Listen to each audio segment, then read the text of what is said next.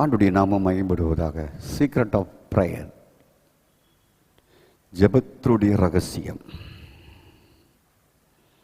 ஜெபம் என்பது பொதுவான ஜெபம் அல்ல, தேவனோடு உறவு கொள்வது,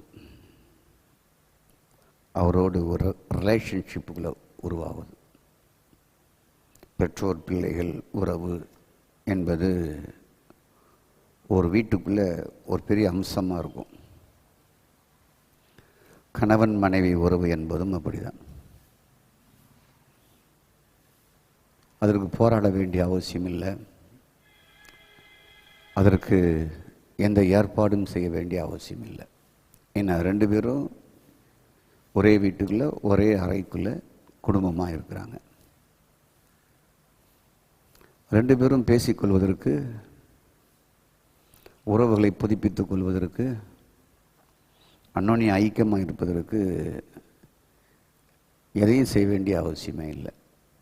ஜெபம் என்ற உறவும் அப்படிதான். தேவனோடு உறவு கொள்வது, அவரோடு இருக்கிற ரிலேஷன்ஷிப், அதான் ஜெபம். நீதிமொழி 24:30 வாசிக்கிறேன். Proverbs chapter 24 verse 30. சோம்பேறியுடைய வயலையும் மதியீனனுடைய திராட்சை தோட்டத்தையும் கடந்து போனேன். அது எல்லாம் முள்ளுக்காடாயிருந்தது, நிலத்தின் முகத்தை காஞ்சரி மூடியது, அதன் சுவர்கள் இடிந்து கிடந்தது. இதை வைத்து ஒரு ப்ரேயர் லைஃப்பை பார்ப்போம். சோம்பேறி 1, 2 மதியீனன் 2வதாக 2 நபர். 1 தோட்டம், விளைகின்ற தோட்டம், வயல் நிலம், விளைச்சலோடு விளைகிற தோட்டம், வயல் நிலம். இன்னொன்று திராட்சை தோட்டம், அதுவும் பலன் கொடுக்கக்கூடியது, கொடுத்து கொண்டு இருக்கக்கூடியது. மற்றொன்று அந்த தோட்டத்தினுடைய மதில் சுவர்கள், 2 தோட்டத்தினுடைய மதில் சுவர்கள் இடிந்து காணப்படுகிறது. அடுத்தபடியாக உள்ளே முட்செடிகளும், காஞ்சரி என்றால் களைகளும் வளர்ந்து விட்டது. ஓகே, சோம்பேறிக்கு என்ன இருந்தது? வயல் இருந்தது, வேலை இருந்தது, உத்தியோகம் இருந்தது, கல்வி இருந்தது, ஆசீர்வாதம் இருந்தது, பொருளாதாரம் இருந்தது, அனைத்து பாக்கியமும் அவனுக்கு இருக்கு. ஆனால் சோம்பேறி என்ற ஒரு வாழ்க்கை என்னுடைய அத்தனை நன்மைகளையும் தீமையாக மாற்றி கொடுக்கிறது. மதியீனன், அவனுக்கு திராட்சை தோட்டம் இருந்தது, ஸ்தோத்திரம், அதில் பலன் கொடுக்கக்கூடிய கனிகள் இருந்தது. அதே போல் இந்த சோம்பேறிக்கு என்னென்ன இருந்ததோ அத்தனை பெனிஃபிட்டும் இவன்கிட்ட இருக்குது.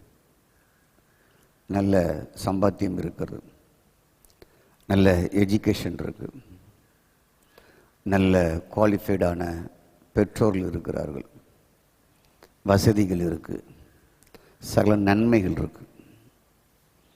ஆனால் இவனுடைய மதியீனத்தின் நிமித்தம் என்னுடைய திராட்சை தோட்டம் எப்படி இருக்குன்றால் முள்ளும் களைகளும் கருஞ்செடிகளும் நிறைந்து இருக்கிறது. எத்தனை பெனிஃபிட்டும் இருந்து முன்னேறி விட்டார்களா? வளர்ந்து விட்டார்களா?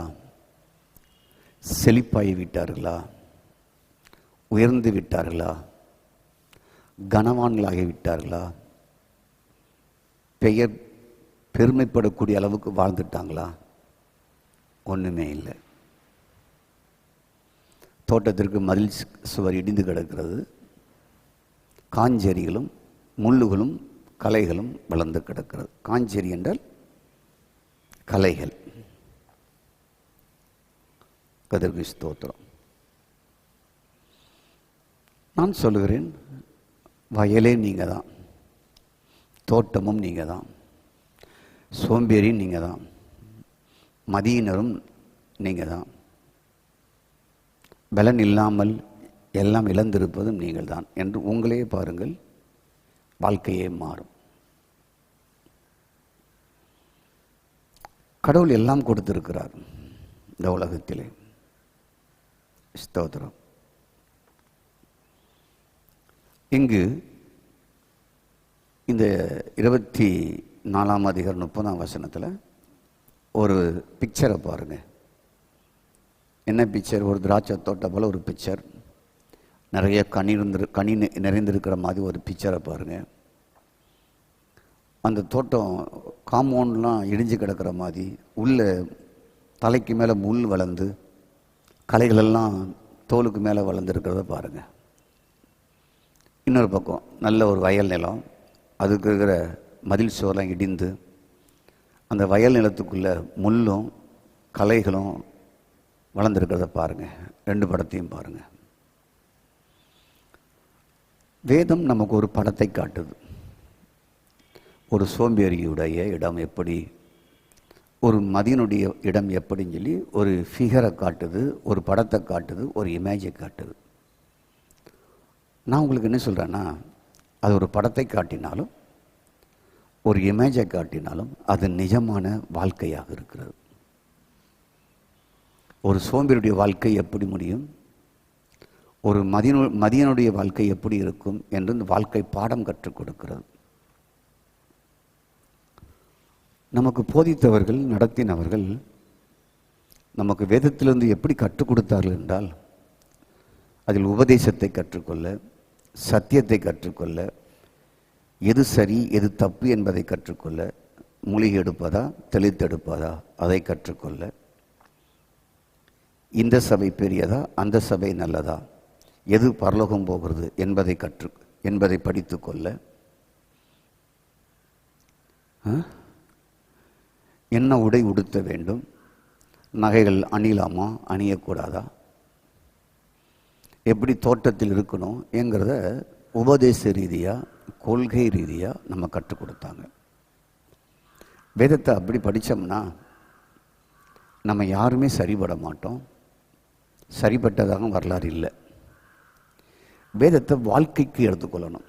உபதேசத்திற்கும் சத்தியத்திற்கும் பிரமாணங்களுக்கும் கொள்கைகளுக்கும் ஒன்றை சார்ந்து அதை நிரூபிப்பதற்கும் அல்ல. பிரச்சனையே அதுதான். விருத்தைச்சேதனம் பண்ணவா பண்ண வேண்டாமா? புதிய ஏற்பாட்டு ஆரம்பத்தில் இதுதான் பிரச்சனை. பழைய ஏற்பாட்டை கை கொள்ளலாமா கை கொள்ளக்கூடாதா, மோசடியுடைய விதிகளை, இதை தெளிவாக வேதம் சொல்லியிருக்கிற நம்ம அதை தர்க்கம் பண்ண வேண்டிய அவசியம் இல்லை. வேதம் நமக்கு ஒரு நிஜ வாழ்க்கையை காட்டுகிறது. வேதத்தை நிஜத்துக்காக வாழ்க்கைக்காக எடுத்துக்கொள்ளுங்கள். மதியனை எப்படி இருப்பான், சோம்பேறி எப்படி இருப்பான், அவனுக்கு எல்லா நன்மையும் இருந்து எப்படி அவன் வாழ்க்கை போகுது, அவன் சம்பாத்தியம் போகுது, அவனுடைய வளர்ச்சியெல்லாம் இல்லாமல் போகுது என்கிற ஒரு பாடத்தை கற்றுக் கொடுக்கறது. அந்த பாடத்தை நீங்கள் படித்து கொள்ளுங்க. யோசேப்பு ஒரு சொப்பனத்தை கண்டார். சொப்பனம்தான். தூக்கத்தில் ஒரு திரைப்படம் போவது போல ஒரு சொப்பனம் தெரியுது. ஒரு முறை கண்டு சகோதரருக்கு சொல்லுகிறார், பகைத்தார்கள். இரண்டாவது முறையும் கண்டு சொன்னார், பகைத்தார்கள். நாங்கள் உன்னை வணங்குவோமா, பெற்றோரும் நாங்களும் வந்து உன்னை வணங்குவோமா, உன் சொப்பனம் இதுதானே காட்டுகிறது என்று பகைத்தார்கள். சொப்பனம்தான், ஒரு திரைப்படம் போல ஒரு சொப்பனம்தான். ஆனால் அது நிஜம், அது நடக்கப் போகிறது. யோசேப்பு உயர்த்தப்பட போகிறான் என்பது நடக்கப் போகிறது. அதுதான் ஒரு ஃபிகராக, ஒரு சொப்பனமாக அங்கே காட்டப்படுகிறது. 24:30 அதான் காட்டுகிறது. ஒரு சோம்பேறி அவன் தோட்டம், ஒரு மதியினன் அவனுடைய வயல், என்ன ஆகப் போகிறது என்று வாழ்க்கைக்கு ஒரு படம் கற்றுக் கொடுக்கிறது. ஸ்தோத்திரம். நல்ல கவனிங்க. கர்த்தருக்கு ஸ்தோத்திரம் உண்டாவதாக. உங்களுக்கு நல்ல விளைச்சலை உண்டாக்க தெய்வம் விரும்புகிறார். அதுக்கு தான் தேவனுடைய உறவு. ஜெபம் என்ற தேவனுடைய உறவு, அதான் ஜெபத்துடைய ரகசியமே. கடவுள் உங்களை ஒரு முள்ளுக்காடா, காஞ்சரி நிறைந்த கலைகள் இருந்த ஒரு இடமா உங்களை படைக்கல. இந்த பூமியை ஆண்டவர் இப்படி ஒரு மோசமான பூமியாக படைக்கல. மனிதனுக்கு ஒரு நல்ல பூமியாய், செழிப்புள்ள பூமியாய், செழிக்கிற பூமியாய், ஆசீர்வாதமான பூமியாய் தான் கர்த்தர் கொடுத்தார். ஸ்தோத்திரம். இப்பொழுது நாம் காண்கிற அந்த பூமி இல்லை, மனுஷனுக்கு வாழ்க்கை இல்லை.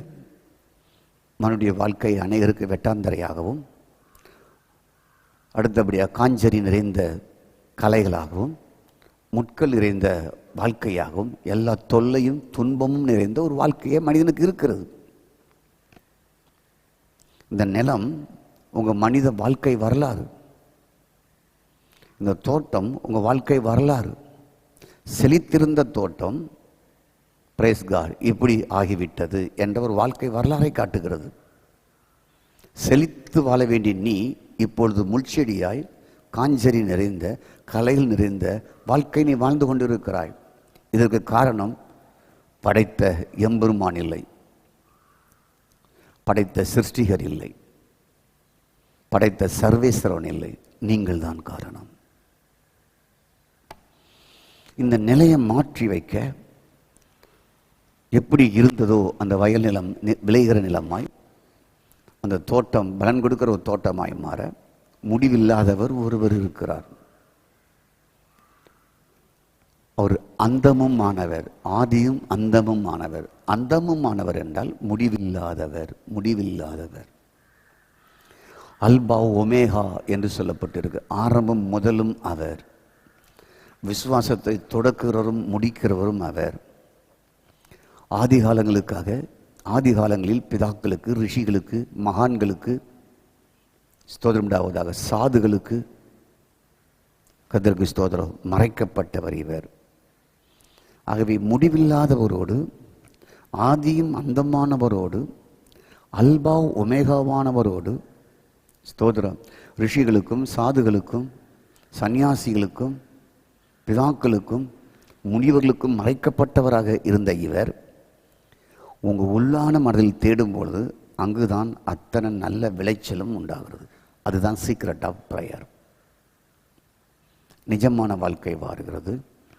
இதுவரை இருந்த போலியான, முள்ளான, காடான, அழிந்து போன வாழ்க்கை உங்களுக்கு இல்லாமல் போகிறது. உங்கள் மதியினத்தின் நிமித்தமாய், உங்கள் சோம்பேறி நிமித்தமாய், உங்கள் பாவ செயல் நிமித்தமாய் உங்கள் குடும்பம், வீடு, வாழ்க்கை எல்லாம் முற்றிலும் அழிந்து போயிருக்கலாம், நாசமாய் போயிருக்கலாம். லட்சங்களையும் லட்சங்களையும் லட்சங்களை சம்பாதித்து இன்று பல லட்சங்களுக்கு நீ கடன்காரனாக இருக்கலாம். கணவன் மனைவி சம்பாதித்து சம்பாதித்து உங்கள் வீடு இப்பொழுது காஞ்செறிகளும் முள்ளுகளும் கலைகள் நிறைந்த ஒரு வீடாக இருக்கலாம். கோபுரம் போல் உன்னை கெட்டி கொடுத்த உன் வாழ்க்கை இப்பொழுது சீரழிந்த வாழ்க்கையாக இருக்கலாம், கெட்டுப்போன வாழ்க்கையாக இருக்கலாம். குபேரனாக இருந்தவனுடைய வாழ்க்கை இப்பொழுது உடைந்த மாளிகையாக, உடைந்த பாழாக்கப்பட்ட தோட்டமாக உங்கள் வாழ்க்கை இருக்கலாம். மதில் சுவர் இல்லாத அந்த தோட்டம் இருந்தது போல, 24:30 சொல்கிறது போல் அதன் மதில் சுவர்கள் இடிந்து காணப்பட்டது. அப்படிப்பட்ட வாழ்க்கையை போல உங்களுடைய பாதுகாப்பான அத்தனையும் இடிந்து நாசமாக இருக்கலாம். உங்களுக்கு பாதுகாப்பாக இருந்த தொழில் நாசமாகி போயிருக்கலாம், பாதுகாப்பாக இருந்த வியாபாரம் நாசமாகி போயிருக்கலாம், பாதுகாப்பாக இருந்த சம்பாத்தியம், கடை, வேலை, உத்தியோகம், படிப்பு எல்லாம் நாசமாகி போயிருக்கலாம். கர்த்தருக்கு ஸ்தோத்திரம். அப்போ மோசமான நிலையில் ஒரு மனிதன் இருக்கலாமா? தேவையில்லையே. மோசமான நிலையில் இருக்க தேவன் உங்களை படைக்கவில்லை. எல்லாரும் சொல்லுங்க, உங்க பக்கத்தில் உங்களை பார்த்து சொல்லுங்க. உங்களுடைய பேசுக மனைவி இருந்தால் மனைவிட்டு சொல்லுங்க, புருஷன் இருந்தால் புருஷன் சொல்லுங்க. யார் இல்லாட்டாலும் உங்களை பார்த்து நீங்களே சொல்லுங்க, மோசமான நிலையில் நீங்கள் வாழ உங்களை படைக்கவில்லை. கர்த்தருக்கு ஸ்தோத்திரம். ஆகவே மோசமான வாழ்க்கை வாழ என்னை படைக்கவில்லை என்று 60 வயசு 70 வயசு 50 வயசு தாண்டின பிறகு நினைக்க வேண்டிய அவசியம் இல்லை. ஒன்று சொல்வார்கள், கண் போன பின்பு சூரிய நமஸ்காரம் பண்ண போனானாம். அந்த கதை கிடையாது. கெட்டு சீரழிந்து ஒன்றுமில்லாமல் போய், ஓ காட், எல்லாம் அழிஞ்சி கடைசியில் பிரைஸ் காடு வாங்க வீடு போகவுங்க, அந்த கடைசி ஸ்டேஜில் வந்து பிரைஸ் காட் ஸ்தோத்திரம் உண்டாவதாக நமக்கு வெளிச்சம் தெரிவது ஒரு பக்கம் நல்லா இருந்தாலும் காலங்கள் முடிந்து போய் விட்டதை இப்பொழுதே உங்களுக்கு வெளிச்சங்கள் ஆகட்டும். ஸ்தோத்திரம் உண்டாவதாக. ஆகவே க்ளோரி டு காட். நீங்கள் இன்னும் காலங்களை தள்ளி போட வேண்டாம், இன்னும் காலங்களை தள்ளி போட வேண்டாம், இன்னும் காலங்களை தள்ளி போட வேண்டாம். நான் உங்களுக்கு சொல்லுகிறேன், உங்கள் சிந்தையில் உங்கள் மனதில் யோசியுங்கள். நான் மோசமாக இருக்க, நான் முள்ளுக்காடாக இருக்க, காஞ்சரி நிறைந்த ஒரு களைகள் நிறைந்த ஒரு தோட்டம் போல் இருக்க, விளைகின்ற நிலம் அழிந்தது போல அப்படி இருக்க என்னை கடவுள் படைக்கவில்லை. ஸ்தோத்திரம் உண்டாவதாக. உங்களை விட்டு எதிர் சக்திகள் விலக வேண்டும், எதிர்மறையான எண்ணங்கள் விலக வேண்டும். சாதகமற்றதை செய்கிற காரியங்களெல்லாம் உங்களை விட்டு ஒழிய வேண்டும். சாதகமற்ற உங்கள் வாழ்க்கைக்கு உகந்ததற்ற அத்தனையும் செய்து வாழ்ந்தது போதும். உங்கள் சோம்பேறியாக இருப்பது சாதகமா? ஸ்தோத்திரம். மதியினாக இருப்பது சாதகமா? ஸ்தோத்திரம். உங்கள் வயல் நிலம் முள்ளுக்காடாக காஞ்சரி நிறைந்ததாக, உங்கள் திராட்சை தோட்டம் முள்ளு நிறைந்ததாக, காஞ்சதி நிறைந்ததாக இருக்க வேண்டும். அது உங்களுக்கு சாதகத்தை கொடுக்குமா? ஸ்தோத்திரம். உங்களுக்கு எதிர்மறையான காரியத்தை உண்டாக்கி கொடுக்கும், உங்களை சீரழிக்கிற காரியத்தை உண்டாக்கி கொடுக்கும். ஆகவே ஸ்தோத்திரம் உண்டாவதாக. உங்களுடைய எதிரான சக்திகள் போகட்டும். உங்கள் சிந்தையில் எதிராக இந்த வாழ்க்கை எனக்கு இல்லை, இந்த மோசமான வாழ்க்கை எனக்கு இல்லை, நான் கடவுளோடு உறவு கொள்ளப் போகிறேன். கர்த்தருக்கு ஸ்தோத்திரம் உண்டாவதாக. கடவுளும் நானும் இணையப் போகிறோம், அவரோடு நான் இணைந்து அவரை நான் தேடப் போகிறேன் என்ற அறிதல் வரட்டும், புரிதல் வரட்டும். கர்த்தருக்கு ஸ்தோத்திரம் உண்டாவதாக. ஆகவே நேர்மறையான சாதகமான கர்த்தருக்கு ஸ்தோத்திரம் உங்கள் வாழ்க்கையில் இன்று உண்டாக போகிறது. உங்களுக்கு சாதகமான காரியங்களை கடவுள் செய்வார். ஸ்தோத்திரம். எதிர்மறையாக இருக்கிற அத்தனையும் நீக்குவார் அவருடைய உறவிலே. கர்த்தருக்கு ஸ்தோத்திரம். இப்படி உங்கள் சிந்தையிலே, உங்களுடைய உள்ளத்திலே எனக்கு மோசமானது இல்லை என்று விதையுங்கள். Price God. எனக்கு முட்செடிகள் விளைவதும் காஞ்சரிகள் விளைவதும் களைகள் விளைவதும் இல்லை என்று சொல்லுங்கள். கர்த்தருக்கு ஸ்தோத்திரம். பாலடைந்த பிரைஸ் காட், மதில் சுவர் உடைந்த ஒரு தோட்டத்தை போல் இருக்க என்னை ஆண்டவர் படைக்கவில்லை என்பதை உங்கள் சிந்தையில் ஏற்றுக்கொள்ளுங்கள். கர்த்தருக்கு ஸ்தோத்திரம். நான் இதுவரைக்கும் ஒரு மதியனாக, ஒரு சோம்பேறியாக வாழ்ந்தது போதும் என்று உதவி செய்யுங்கள். தெய்வம் இல்லாத வாழ்க்கையாக வாழ்ந்தது போதும் என்று நீங்கள் முடிவு செய்து வாழ அறிவீங்கள். அங்குதான் அறுவடையே உண்டாகும். நல்ல விளைச்சலை சிந்தையில் விதைக்க விதைக்க, உள்ளத்தில் விதைக்க விதைக்க, விசுவாச வார்த்தைகளை விதைக்க விதைக்க, எதிரான கருத்துக்களை தூக்கி எரிய எரிய, சாதகமற்றதையெல்லாம் ஒழித்து கட்ட கட்ட, சிந்தை விட்டு உள்ளத்தை விட்டு அகற்ற அகற்ற, அங்குதான் நல்ல விளைச்சலை உண்டாகும். கர்த்தருக்கு ஸ்தோத்திரம். அப்போ நீங்கள் மோசமாய் இருப்பதற்கு தேவன் படைக்கவில்லை. மதில் சுவர் இல்லாத, பாதுகாப்பு இல்லாத ஒருவனாக இருக்க உங்களை படைக்கவில்லை. சோம்பேறி போன்று, மதியனனை போன்று எல்லாம் இழந்து வாழ உங்களை படைக்கவில்லை.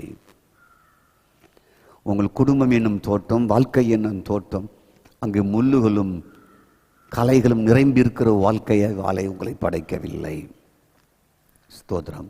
நீங்கள் மோசமாக இருக்க படைக்கவில்லை, ஆனால் நீங்கள் பரிபூரணமாக இருக்க அவர் படைத்திருக்கிறார். பரிபூரணமாக இருக்கலாமா? இருக்கலாம். கர்த்தருக்கு ஸ்தோத்திரம். அப்போ மோசமானது உங்களுக்கு சாதகமானதா? இல்லை. கர்த்தருக்கு ஸ்தோத்திரம்.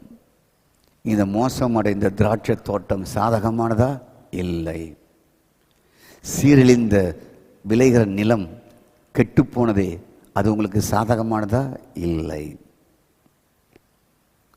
அப்போ எல்லாம் உங்களுக்கு சாதகமற்று இருந்தாலும் உங்களுக்கு கடவுள் அதை கொடுக்கவில்லை.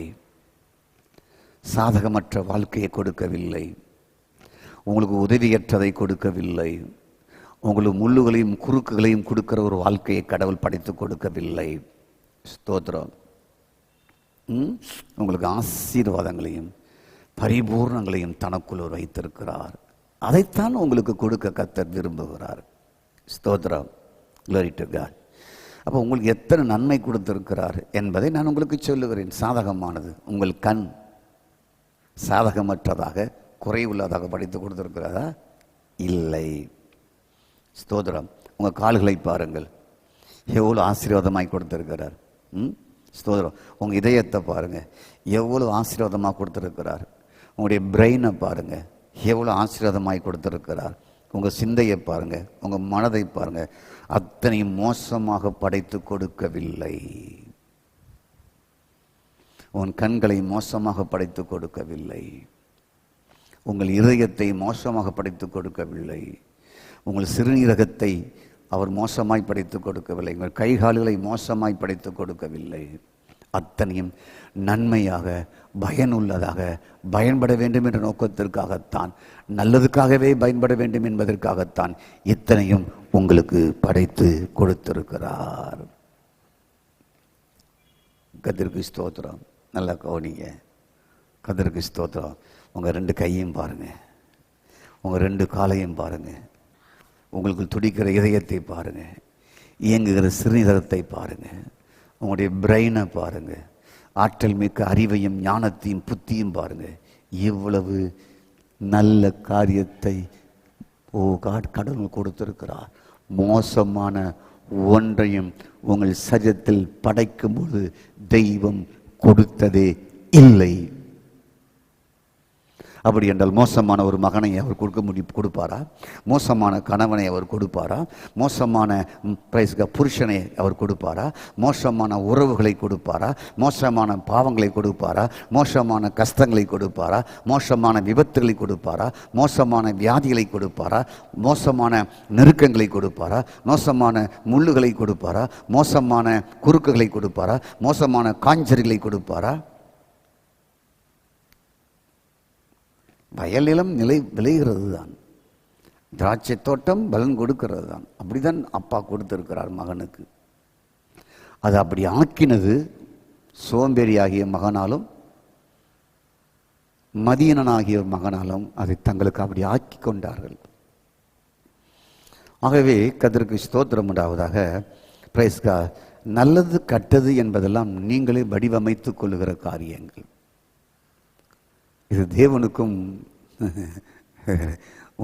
அதற்கும் சம்பந்தம் இல்லை. நான் பின் நாட்களில் நான் அதை அழகாக சொல்லுகிறேன். கர்த்தருக்கு ஸ்தோத்திரம். உங்களுடைய தேவனிடத்தில் என்ன இருக்கிறது என்றால், ஸ்தோத்திரம், முட்களும் காஞ்செறிகளும் கலைகளும் இல்லை. அவர் பரிபூர்ணம் உள்ளவர். அவருக்குள் சகல பரிபூர்ணமும் இருக்கிறது என்று கொலோசியர் 1:19 சொல்லுகிறது. சகல பரிபூரணமும், சகல பரிபூரணமும் அவருக்குள் இருக்கிறது. ஸ்தோத்திரம். சகல பரிபூர்ணமும் இருக்கும்பொழுது நீங்கள் எப்படி வாழ வேண்டும் என்றால், சகல பரிபூர்ணமும் அடைந்து வாழத்தான் கடவுள் விரும்புகிறார். சகல பரிபூர்ணமும் அவருக்குள் இருக்கும் பொழுது சகல பரிபூர்ணம் அடைந்து வாழ விரும்புகிறார். ஸ்தோத்திரம். நீங்கள் தேவனோடு எவ்வளவு உறவில் இருக்கிறீர்களோ அவருக்குள் இருக்கிற சகல பரிபூர்ணமும் உங்களை சார்ந்ததாக மாறும். கர்த்தருக்கு ஸ்தோத்திரம் உண்டாவதாக. புரியும் உங்களுக்கு? நீங்கள் தெய்வத்தோடு எவ்வளவு உறவாக இருக்கிறீர்களோ, ஸ்தோத்திரம் உண்டாவதாக, அவ்வளவாக அவருடைய பரிபூர்ணம் எல்லாம் உங்களுக்கு வந்து சேருகிறது. அதற்காக தான் வைத்திருக்கிறார். ஸ்தோத்திரம் உண்டாவதாக. அவர் தன்னில் தானே பரிபூர்ணமாயிருந்து என்ன பயன்? தெய்வம் தன்னில் தானே பரிபூர்ணமாயிருந்து என்ன பயன்? ஸ்தோத்திரம். சகல பரிபூர்ணமும், சகல வெல்த், சகல பிளஸிங், சகல ஹீலிங், ஆல் பிளஸிங். ஸ்தோத்திரம். சகல விடுதலை, சகல பாக்கியங்கள், சகல நன்மைகள், ஆல் குட் திங்ஸ், சகல நன்மைகள். கர்த்தருக்கு ஸ்தோத்திரம். அத்தனையும் அவருக்குள் இருக்கிறது. நீங்கள் அவரோடு உறவு கொள்ள அவருடைய பெனிஃபிட் எல்லாம், அவருடைய சகல நன்மை எல்லாம், சகல விடுதலை எல்லாம், சகல சுகம் எல்லாம், சகல பிளஸிங் எல்லாம், சகல ஆசீர்வாதங்கள் எல்லாம் உங்களுக்கு வந்து தானாகவே சேருகிறது. முதல்வனாயிரு அல்லது முதல் மாணவனோடு இரு என்று சொல்வார்கள் மாணவர்களுக்கு. நானும் அதை தான் சொல்லுகிறேன். நீ காஞ்சரியோடையும் முள்ளுகளோடையும் இருக்க வேண்டிய அவசியம் இல்லை. சகலமும் அவருக்குள் இருக்கிறதல்லவா? அவரோடு இருங்கள், அவருக்குள் இருங்கள், அவரோடு உறவாயிருங்கள், அவரோடு ஃப்ரெண்ட்ஷிப்பாயிருங்கள், அவரோடு கலந்து இணையுங்கள். ஸ்தோத்திரம். நீங்களும் அவரும் ஒன்றாய் கலந்து இணையுங்கள். ஸ்தோத்திரம். இணைய 1 கொரிந்தியர் 6:17 கர்த்தரோடு இசைந்திருக்கிறவன் ஒரே ஆவியாக இருக்கிறான் என்று சொல்லப்பட்டது போல அவரோடு கலந்து இணைந்து இருக்க அவருடைய பரிபூர்ணமெல்லாம் உங்களுக்கு டிரான்ஸ்ஃபர் ஆகும். அவருடைய வெல்த் எல்லாம் உங்களுக்கு டிரான்ஸ்ஃபர் ஆகும். அவருடைய சுகமெல்லாம் உங்களுக்கு டிரான்ஸ்ஃபர் ஆகும். அவருடைய தீர்க்க ஆயுசெல்லாம் உங்களுக்கு டிரான்ஸ்ஃபர் ஆகும். அவருடைய பிரைஸ் கார்டு தோத்திரம் உண்டாவதாக அளவற்ற செல்வங்கள் எல்லாம் உங்களுக்கு டிரான்ஸ்ஃபர் ஆகும்.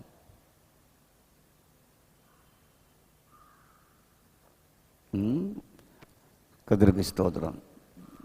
சார்ஜர் பேட்டரி உங்களுக்கு தெரியும். மின்சாரம் அளவில்லாமல் நம்முடைய போர்டுக்கு வருது. அது உள்ளோண்டு சார்ஜர் பேட்டரி கொண்டு போய் போட்ட உடனே ஒரு 1 ஹவரில் அது ஃபுல்லாக சார்ஜர் ஆயிடுது. ஸ்தோத்திரம். ஏன்னா அளவில்லாமல் பூரணமாக மின்சாரம் அதுலேருந்து வருது. அதோட சார்ஜர் போட்டால் அதுக்கு தேவையான எல்லாம் நிரம்பிடும். ஸ்தோத்திரம். இதுதான் உறவு. சகல பரிபூர்ணம் அவருக்குள்ளே இருக்குது. நீ உன்னை கொண்டு போய் சார்ஜர் போடணும் அதுக்குள்ளே, அவ்வளோதான். உங்களை கொண்டு போய் அதில் இணைக்கணும், அவ்வளோதான். உங்களை கொண்டு போய் அவரோடு ஒன்றிணைக்கணும், கிறிஸ்துவோடு ஒன்றிணைக்கணும், அவருடைய ஒரே ஆவியோடு ஒன்றிணைக்கணும். சார்ஜர் ஃபுல்லாக உனக்குள்ளே வந்துடும். அவருடைய தன்மை, தெய்வத்தின் தன்மை உனக்குள்ளே வந்துடும். தெய்வத்தினுடைய சகல பரிபூர்ணமும் உங்களுக்குள்ளே வந்துடும். கதிருக்கு ஸ்தோத்திரம். ஆகவே சகல பரிபூர்ணமும் அவருக்குள் இருக்கும்பொழுது நீங்கள் வெட்டாந்தரியாக, முள்ளாக, காஞ்சரியாக, ஒன்றுமில்லாதவராக, பாலடைந்தவர்களாக இருக்க வேண்டிய அவசியம் இல்லை. அதுக்கு தான் சீக்ரெட் ஆஃப் ப்ரேயரை பற்றி உங்களுக்கு சொல்லுகிறேன். அப்போ பரிபூர்ணமானவர் எங்கே? பரிபூர்ணமானவர் எங்கே? அவர் ஏதோ ஒரு மலை அடிவாரத்தில் உட்கார்ந்து கண்ணை மூடிக்கொண்டு இருக்கிறார். எவரெஸ்ட் மலைக்கு போனால் மேலே அவர் உட்கார்ந்துருப்பார். அப்படியா? பரிபூர்ணமானவர் எங்கே இருக்கிறார்? ஸ்தோத்திரம் உண்டாவதாக. ஒரு கோவில், ஒரு குளம், ஒரு ஆலயம் எங்கே இருக்கோ அங்கே உட்காந்துருக்கிறார். அப்படியா? பரிபூர்ணமானவர் எங்கே? கர்த்தருக்கு ஸ்தோத்திரம். ஒரு மடத்தில் இருக்கிறாரு. சாமிமார்கள், சாதுமார்கள் எங்கே இருக்கிறார்களோ அந்த மடத்துக்குள் இருப்பார் என்பதா? இல்லை. அப்படி உங்களை நம்ப வைத்து விட்டார்கள்.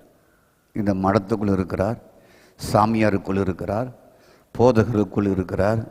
கர்த்தருக்கு ஸ்தோத்திரம். அந்த மலையாண்டை இருக்கிறார், இந்த இடத்துல இருக்கிறார் என்று உங்களை நம்ப வைத்து உங்களை அலைய வைத்து கொண்டு இருக்கிறார்கள் இப்படிப்பட்டவர்கள். அவர் அங்கெல்லாம் இல்லை.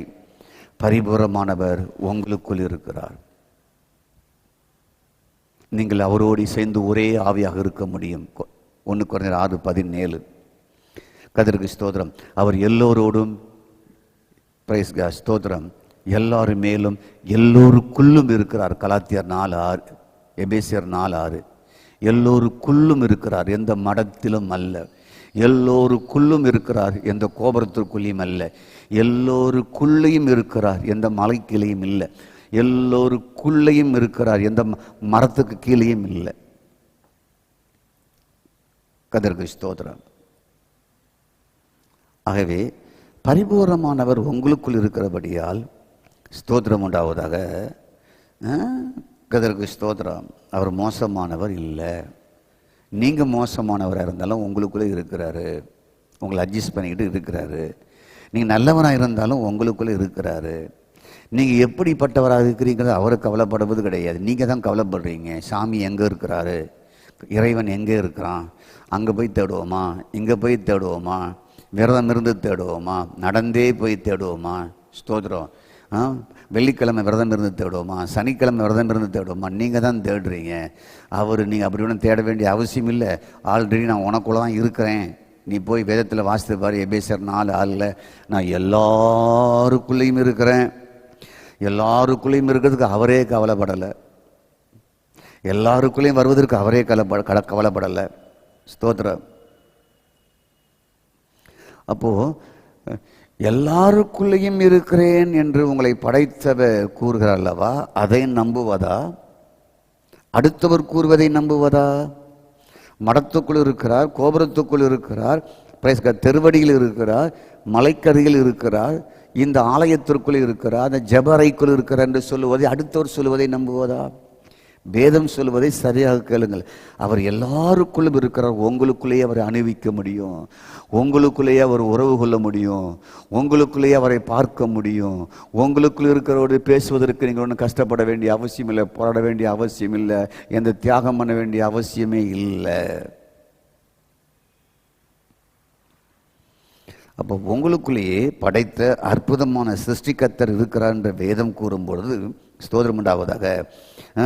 நீங்கள் அதை நம்பாமல் ஏற்றுக்கொள்ளாமல் இருக்கலாம், அது உங்கள் விருப்பம், அது உங்கள் விருப்பங்க. நீங்கள் காடும் மலையும் தேடலாம், அதுவும் உங்கள் விருப்பம். நான் எல்லோருக்குள்ளேயும் இருக்கிறேன் என்று சொல்லி முடித்து விட்டார். அப்போ பரிபூர்ண ஐஸ்வர்யம் கொண்ட அவருக்குள்ள நீங்க இருக்கும்பொழுது ஸ்தோத்திரம் உண்டாவதாக, தானாகவே அவருடைய பரிபூர்ண அத்தனை நன்மைகளுக்கு நீங்க சொந்தக்காரராக மாறுகிறீங்க. ஸ்தோத்திரம். ஆகவே கதிராபதற்கு ஸ்தோத்திரம் உண்டாவதாக. அப்போ பரிபூர்ணமானவர்களுக்குள்ள நீங்க இருக்கும்பொழுது உங்களை பரிபூர்ணமான வாழ்க்கைக்கு உங்களை கொண்டு போக முடியாதா? பரிபூர்ணமான ஆசீர்வாதத்தை உங்களுக்கு கொடுக்க முடியாதா? நோயிலிருந்து உங்களை விடுதலையாக்க முடியும், பரிபூர்ணமான நோயிலிருந்து விடுதலையாக்க முடியாதா? எல்லா சாப துன்பங்களிலிருந்து பரிபூர்ணமானக்குள்ள இருக்கிற உங்களுக்கு கொடுக்க முடியாதா? உங்களுக்குள்ள இருந்து நீங்க கஷ்டப்படுறவர் பார்த்துக்கிட்டா இருக்கிறாரு? இல்லை, அதை நீங்க அறியுங்க, புரியுங்க, உங்க வாழ்க்கையை மாற்றி அமைக்கப்படும். அப்போ உங்களுக்குள்ளே விலை மதிக்க முடியாத ஒருவர் இருக்கும்பொழுது ஸ்தோத்திரம், அவரை நீங்கள் உங்கள் வாழ்வுக்கு நீங்கள் பயன்படுத்தி கொள்வதுதான் உங்களுடைய விருப்பம்.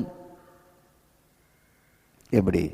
விலை மதிக்க முடியாத உங்களுக்குள் இருக்கும் பொழுது அவரை உங்களுக்கு ஆசீர்வாதமாய் பயன்படுத்தி அவரோடு தொடர்பு கொடுத்து நீங்கள் மலை உச்சிக்கு போகலாம், வாழ்க்கையின் உச்சிக்கு போகலாம், மலையில் இருக்கிற பட்டணமாக போகலாம், உலகத்துக்கு வெளிச்சமாக போகலாம், பூமிக்கு உப்பாகலாம் ஐயா, டாப் லெவலுக்கு போகலாம் ஐயா.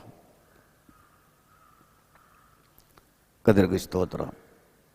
ஆகவே உங்கள் பிரச்சனையை தீர்க்க முடியும், உங்கள் பலவீனத்தை தீர்க்க முடியும், உங்கள் கவலையை தீர்க்க முடியும், உங்கள் பற்றாக்குறையை தீர்க்க முடியும். நம்ப முடிகிறதா? உங்கள் பழைய வாழ்க்கை ஒளியும், நம்ப முடிகிறதா? உங்கள் தரித்திர வாழ்க்கை போய் ஆசீர்வாத வாழ்க்கை உங்களுக்கு வந்து கொடுக்கும், நம்ப முடிகிறதா? ஸ்தோத்திரம். நம்ப முடிகிறதா? ஒன்றும் இல்லாமல் போய் அனைத்தும் உள்ள ஒரு வாழ்வு உங்களுக்கு வரப்போகிறது, நம்ப முடிகிறதா? அறிவற்ற நிலையில் வாழ்ந்த நீங்கள் உங்கள் அறிவை பயன்படுத்தி ஆசீர்வாதமாய் பாரப்போகிறீர்கள், நம்ப முடிகிறதா? ஞான குறைச்சலாய் மாறி வேலை போய்விட்டது, குடும்பம் போய்விட்டது, மனைவி போய்விட்டான், புருஷன் போய்விட்டான், பிள்ளைகள் போய்விட்டார் என்ற வாழ்கிறெல்லாம் மாறி சிறந்த ஞானத்தை நீங்கள் பயன்படுத்தக்கூடிய உங்களுக்கு இருந்து அப்படிப்பட்ட ஞானத்தை கொடுக்க போகிறார், நம்ப முடிகிறதா? ஸ்தோத்ரா. பழைய வார்த்தையெல்லாம் அர்த்தம் இல்லாமல் இருந்தது, எதுக்கும் உதவாதா இருந்து அதெல்லாம் அடக்கம் செய்ய போகப்படுகிறது, அதை ஏற்றுக்கொள்ள முடிகிறதா? ஸ்தோத்திரம். இது வெறும் கற்பனையும் அல்ல, ஒரு படமும் அல்ல, ஒரு சினிமா கதையை போல உங்களுக்கு நான் சொல்லிக் கொண்டு இருக்கவில்லை. அத்தனை உங்கள் லைஃப்பில் மாறப்போகிறேன் என்றால் பரிபூர்ணமானவருக்குள் இருந்து நீங்கள் அத்தனை பரிபூர்ணையும் பெறப்போகிறீர்கள். ஸ்தோத்திரம். ஆகவே கடவுளை சரியாக அறியுங்கள். புரியுதானா? கடவுள் உங்களுக்குள் இருக்கிறார். அது தெரிந்திருந்தால் இத்தனை மோசமாக நீங்கள் வாழ வேண்டிய அவசியமே இல்லை. உங்கள் தந்தை ஐஸ்வர்ய சம்பனர், சகல பரிபூர்ணமும் அவருக்குள் இருக்கிறது. நீங்கள் மோசமாக வாழ்க்கை வாழ வேண்டிய அவசியம் இல்லை. உலகத்தையே படைத்த சிருஷ்டிகர் எல்லாரோடும் எல்லாருக்குள்ளும் இருக்கிறார்.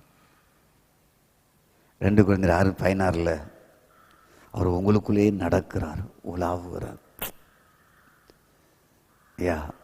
அவர் பரலோகத்தில் நடக்காம உங்களுக்குள்ள வந்து நடக்கிறாராம், உலாவுகிறாராம். அப்படி என்றால் பாவ வாழ்க்கையில் விடுதலை அடைய முடியாதா? சாப வாழ்க்கையில் விடுதலை அடைய முடியாது? தரித்திரம் போக முடியாதா? தோல்வி உங்களை விட்டு போக முடியாதா? வெற்றி வாழ்வு வராதா?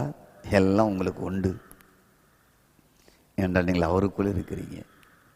அங்கே தோல்வி இல்லை, அங்கே தரித்திரம் இல்லை, அங்கே பஞ்சம் இல்லை, அங்கே பொருளாதார பிரச்சனை இல்லை. கர்த்தருக்கு ஸ்தோத்திரம். ஆகவே அத்தனை குறைபாடுகளும் இல்லை, மாற்றிக்கொள்ளலாம்.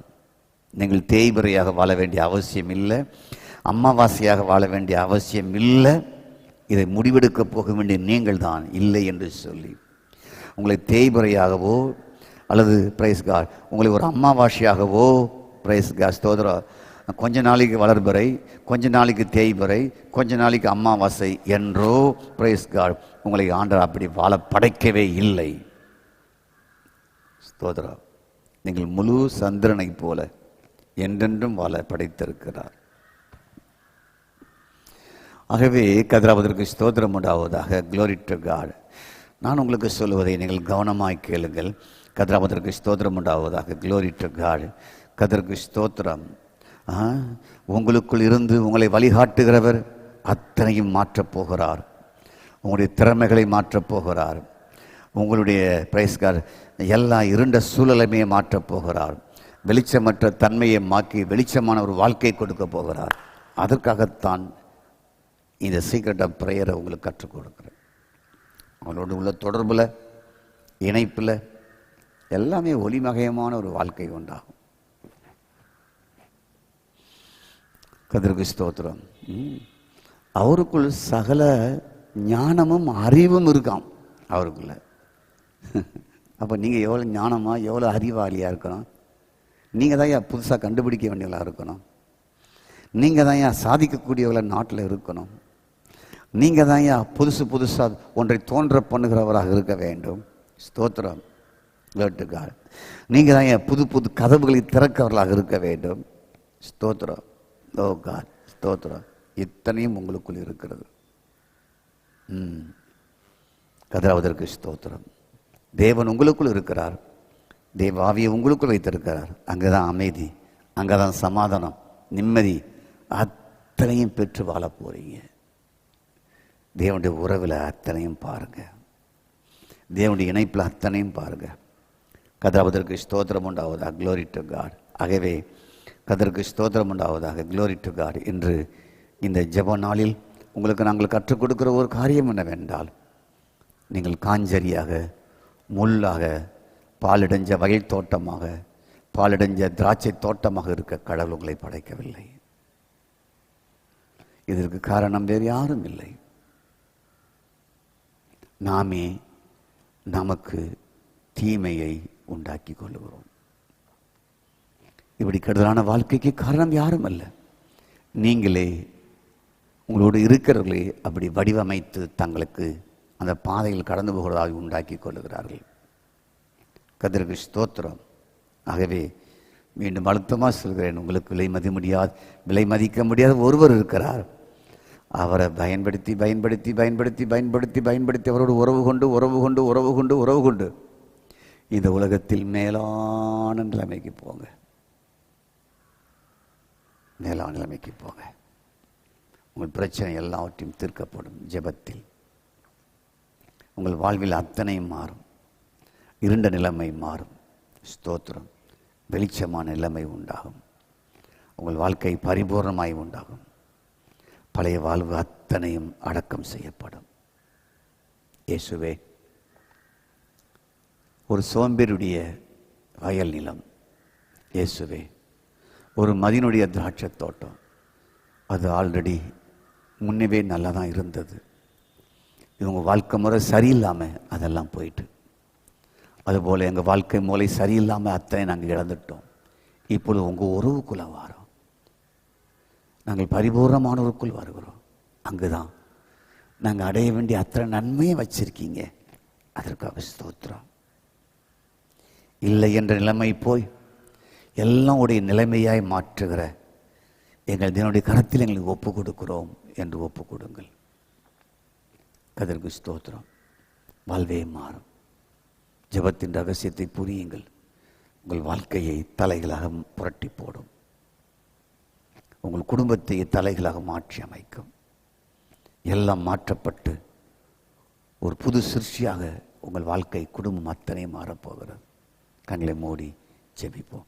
எங்கள் நல்ல ஆண்டவரே, படைத்த எங்கள் தெய்வமே, நீர் மனிதனை செம்மையானவனாய் படைத்தீர்.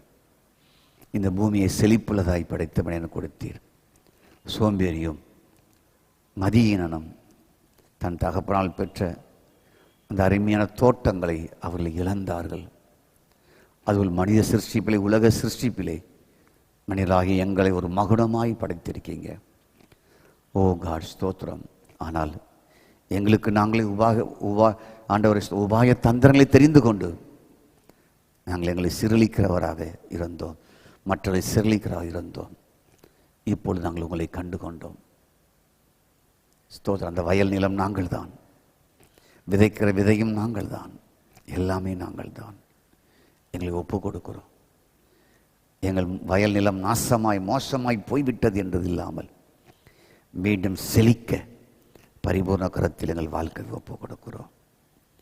மீண்டும் புது வாழ்வு எங்களுக்கு திரும்பி வர ஒப்பு கொடுக்கிறோம். ஸ்தோத்திரம். ஜனங்களை ஆசீர்வதிங்க. இயேசுவின் நாமத்தில் பிதாவே, ஆமீன்.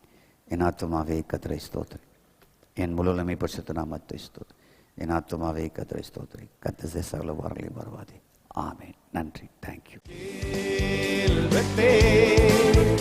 இது வானத்தின் வாசல், என் இயேசையா, ஆசீர்வாதத்தின் வாசல்.